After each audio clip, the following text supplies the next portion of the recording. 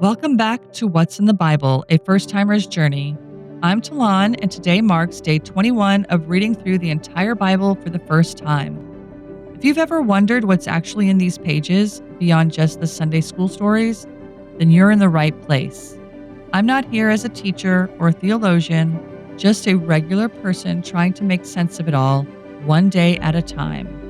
So grab your Bible or just listen along because we've got some powerful stuff today: family reunions, tough parables, and a tragic ending. Let's dive in.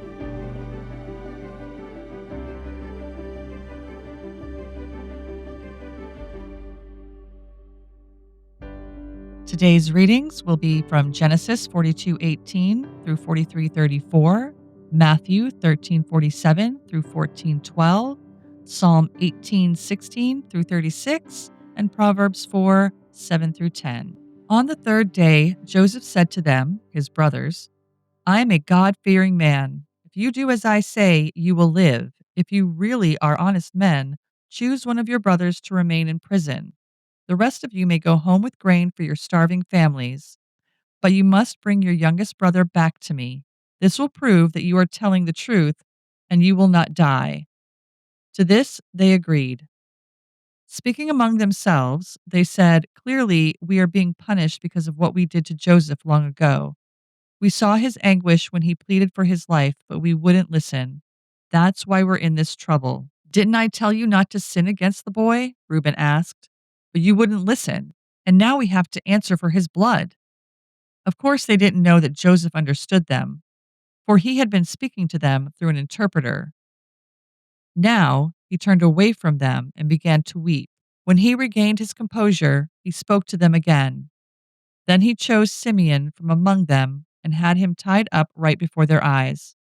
Joseph then ordered his servants to fill the men's sacks with grain, but he also gave secret instructions to return each brother's payment at the top of his sack.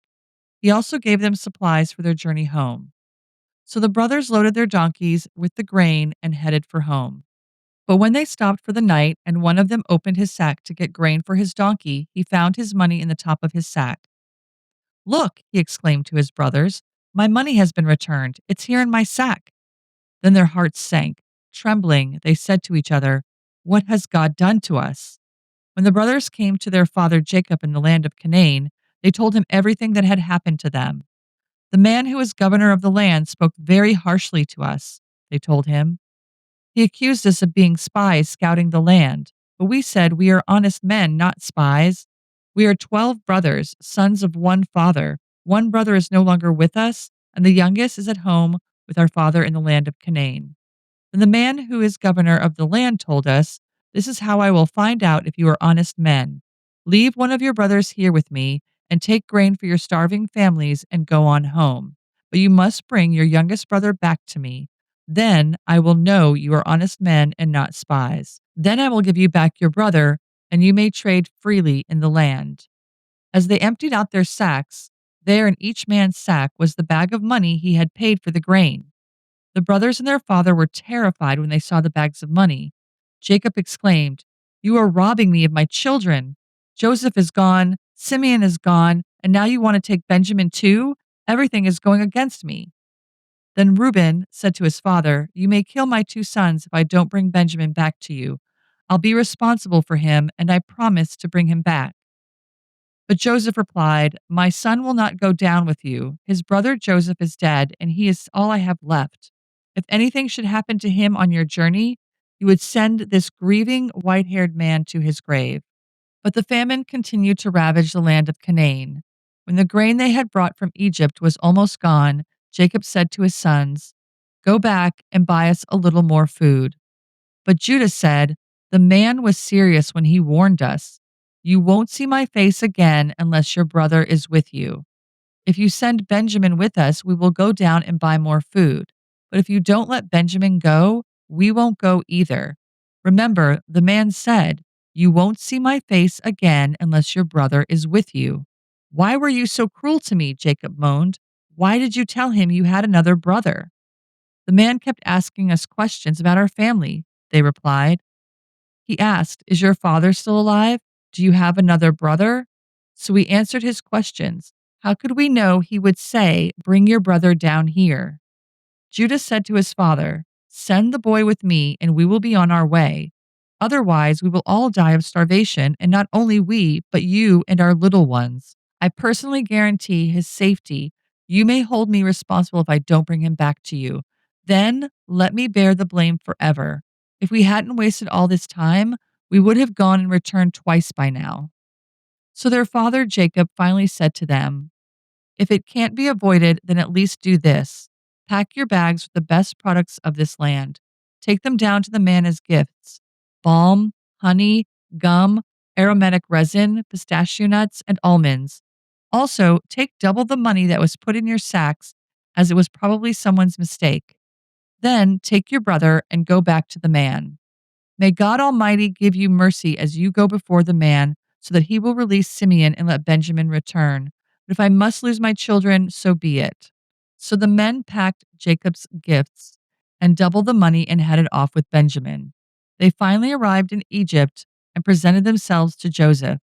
When Joseph saw Benjamin with them, he said to the manager of his household, "These men will eat with me this noon. Take them inside the palace, then go slaughter an animal and prepare a big feast." So the man did as Joseph told him and took them into Joseph's palace. The brothers were terrified when they saw that they were being taken into Joseph's house.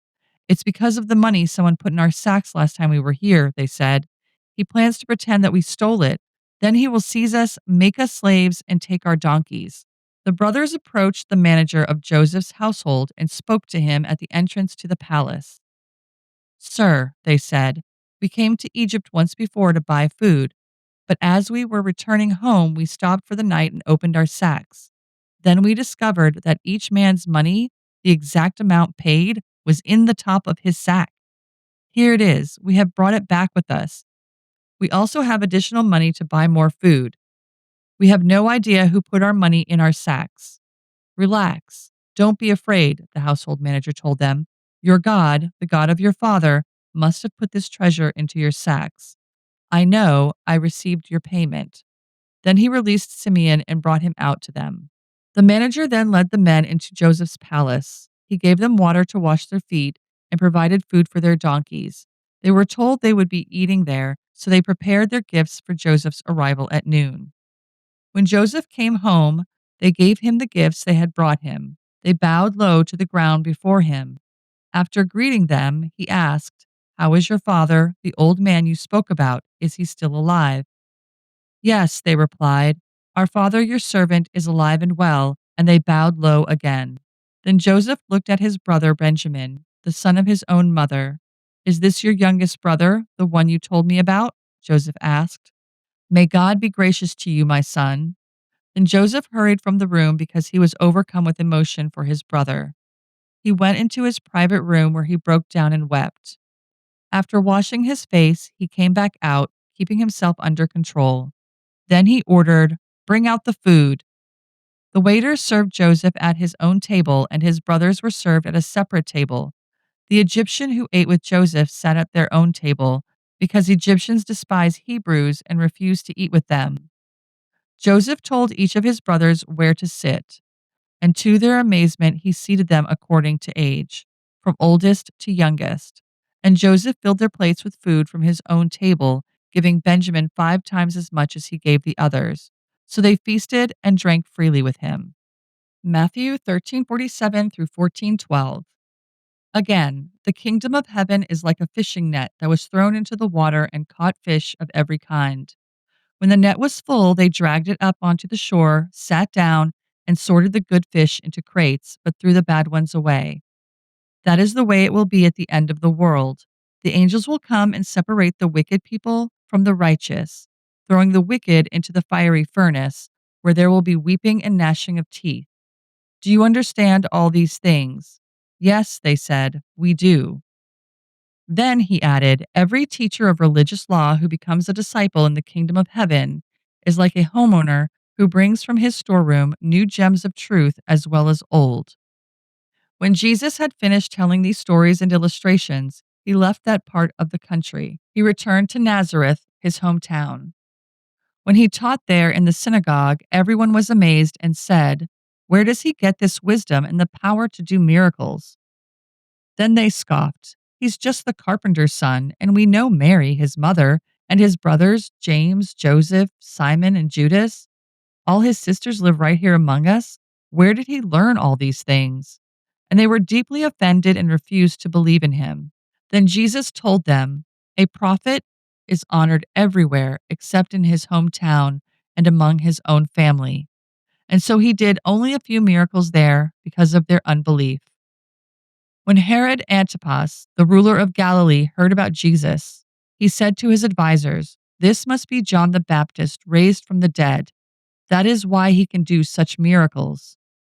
For Herod had arrested and imprisoned John as a favor to his wife Herodias, the former wife of Herod's brother Philip. John had been telling Herod, "It is against God's law for you to marry her." Herod wanted to kill John, but he was afraid of a riot because all the people believed John was a prophet. But at a birthday party for Herod, Herodias' daughter performed a dance that greatly pleased him, so he promised with a vow to give her anything she wanted. At her mother's urging, the girl said, "I want the head of John the Baptist on a tray." Then the king regretted what he had said, but because of the vow he had made in front of his guests, he issued the necessary orders. So John was beheaded in the prison, and his head was brought on a tray and given to the girl, who took it to her mother. Later, John's disciples came for his body and buried it. Then they went and told Jesus what had happened. Psalm 18:16 through 36. He reached down from heaven and rescued me. He drew me out of deep waters. He rescued me from my powerful enemies, from those who hated me and were too strong for me. They attacked me at a moment when I was in distress, but the Lord supported me. He led me to a place of safety. He rescued me because he delights in me. The Lord rewarded me for doing right. He restored me because of my innocence. For I have kept the ways of the Lord. I have not turned from my God to follow evil. I have followed all his regulations. I have never abandoned his decrees. I am blameless before God. I have kept myself from sin. The Lord rewarded me for doing right. He has seen my innocence. To the faithful, you show yourself faithful. To the pure, you show yourself pure. But to the crooked, you show yourself shrewd. You rescue the humble, but you humiliate the proud. You light a lamp for me. The Lord my God lights up my darkness. In your strength, I can crush an army. With my God, I can scale any wall. God's way is perfect. All the Lord's promises prove true. He is a shield for all who look to him for protection. For who is God except the Lord? Who but our God is a solid rock? God arms me with strength, and he makes my way perfect. He makes me as sure footed as a deer, enabling me to stand on mountain heights. He trains my hands for battle. He strengthens my arm to draw a bronze bow. You have given me your shield of victory. Your right hand supports me. Your help has made me great. You have made a wide path for my feet to keep them from slipping. Proverbs 4:7 through 10. Getting wisdom is the wisest thing you can do, and whatever else you do, develop good judgment. If you prize wisdom, she will make you great. Embrace her, and she will honor you. She will place a lovely wreath on your head. She will present you with a beautiful crown. My child, listen to me and do as I say, and you will have a long, good life. Key summaries: Genesis 42:18 through 43:34. Joseph continues testing his brothers. Simeon remains imprisoned while the others return to Canaan with grain. Jacob reluctantly agrees to let Benjamin go when food runs out again. The brothers return to Egypt, bringing gifts and double silver. Joseph prepares a meal for them and is moved to tears upon seeing Benjamin. Matthew 13:47 through 14:12. Jesus compares the kingdom of heaven to a fishing net that gathers all kinds, separating the righteous and the wicked at the end.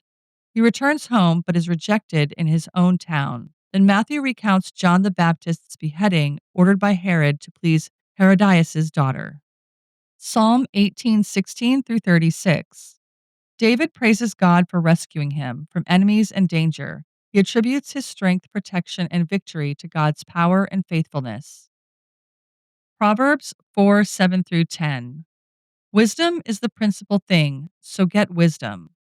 The passage emphasizes listening to instruction, valuing wisdom, and living a longer, more fruitful life because of it. So, I didn't have any questions for this reading. It seemed pretty straightforward, so we're just going to go ahead and move right into reflection prompts. Wisdom as priority. Proverbs 4 says, "Wisdom is supreme, therefore get wisdom." Where in your life have you been chasing knowledge or success without wisdom? What might it look like to seek wisdom first? Joseph's emotion. When Joseph sees Benjamin, he's overwhelmed and steps away to cry. Think of a moment when you've held back emotion to protect others or maintain composure. What does Joseph's reaction show about vulnerability and reconciliation? John the Baptist's death. John died for speaking truth. How do you respond when faced with injustice? Do you stay silent or speak up? Fish and sorting. Jesus says the kingdom is like a net gathering every kind of fish, but later the bad are thrown out. How does this parable shape your understanding of salvation and judgment? Journal activities. Write about a moment when you were misunderstood or rejected, like Jesus in his hometown. How did it feel? How did you handle it? List the areas of your life where you could show more wisdom before making decisions.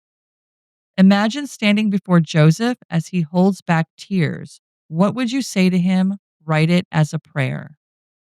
Daily action step. Identify one area in your life that feels chaotic or unfair and commit to approaching it with wisdom today, rather than reaction. Pray for clarity before acting. Key verse to meditate on. Proverbs 4 7. Wisdom is the principal thing, therefore get wisdom. And in all you're getting, get understanding. That's it for today's journey through Scripture. I'm still letting that image of Joseph quietly weeping over his brothers settle in. It's a reminder that healing can come even after betrayal.